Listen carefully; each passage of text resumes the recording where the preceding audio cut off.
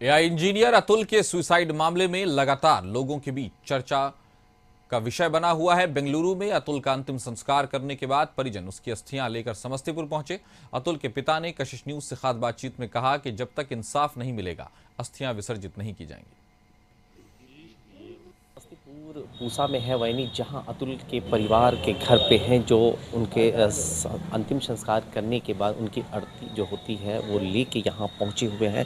और कहीं ना कहीं उनके ऊपर एक बड़ा पहाड़, दुखों का पहाड़ गिरा हुआ है। उन पहाड़ में जो गांव के जो लोग हैं ना, वो लगातार सुबह से इनके घरों पे आ रहे हैं, इनको संभावना दे रहे हैं और लोग इन्हें बहुत इस दुख की घड़ी में उनके साथ खड़े हुए हैं। समाज एक बड़ा चीज़ होता है और समाज इस चीज़ में जब साथ खड़ा होता है तो एक उन्हें ताकत मिलती है। ऐसे में हम सीधा आपसे जानना चाहेंगे, सर, इतनी बड़ी घटना हुई है, आप इसको लेकर क्या बताना चाहेंगे, क्या कहना चाहेंगे सर? मैं तो यही कहना चाहूँगा कि ये घटना एक संदेश है पूरे समाज के लिए, और उसने संदेश को देने के लिए अपनी जान गंवाई है। कानून की जो व्यवस्था है उसमें सुधार की ज़रूरत है। रिश्वत लेने वाले जो जज हैं, जो भगवान के रूप में माना जाता है, वो जब रिश्वत लेते हैं तो वो अदालत का मंदिर जो है वो कैसा होगा, उसके पर विचार करना चाहिए। सुप्रीम कोर्ट से मेरा निवेदन है कि इस पर संज्ञान लेकर इस पर कठोर से कठोर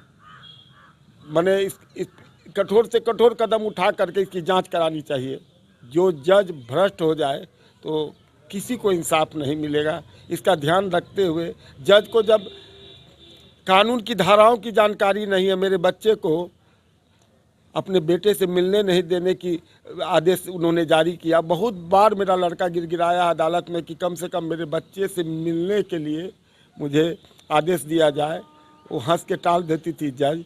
और सोच के देखिए, जो अपने बच्चे को 1 साल के बाद कभी देखा नहीं हो, वो बाप टूट जाता है। कानून की धाराएं उसको माने हैं, लेकिन जज उस पर जो है से रिश्वत लेने वाली जज जो है उस कानून का मजाक उड़ा के रख दिया है। यही कारण है मेरे बच्चे को फांसी लगा लेने का। वो संदेश दे के गया है कि कम से कम दूसरा अतुल सुभाष नहीं फांसी पर चढ़े, इसलिए वो अपना बलिदान दिया है देश के लिए। मुझे तो प्रधानमंत्री मोदी जी से और नीतीश कुमार जी से, मैं बिहार का रहने वाला हूँ, यदि उनके पास थोड़ा भी समय हो तो इस पर ध्यान दे करके इसको कड़ी से कठोर बने सज़ा उन लोग को मिलनी चाहिए जो इसके अपराधी हैं। और मुझे तो यही आशा है कि मेरा पोता यदि किसी तरीके से कोई भी कानून की धारा को बदल के भी मेरा पोता मुझे मिले तो मुझे लगेगा कि अतुल सुभाष ने को मुझे वापस कर दिया गया।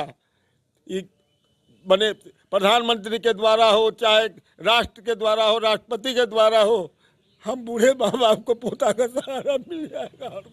बिल्कुल, आप सब्र करें, आपको जरूर मिलेगा न्याय। मरने से पहले कोई इंसान जो होता है कि 24 पन्ने का सुसाइड नोट छोड़ता है, कई लगभग 50 मिनट तक वीडियो बनाता है और अपनी जो दिल की बात होती है वो बात उस पूरे वीडियो के अंदर रखा जाता है। कहा जाता है कि आखिर उनके साथ क्या कुछ घटनाएं घटी है। इन सभी मामलों को लेकर अब लोगों में चर्चा बना हुआ, लोग इन बातों को देख रहे हैं और लगातार लोग न्याय की तरफ एक आस लगाए बैठे हुए हैं। अब देखना है कि इनके परिवार को कब तक न्याय मिल पाता है।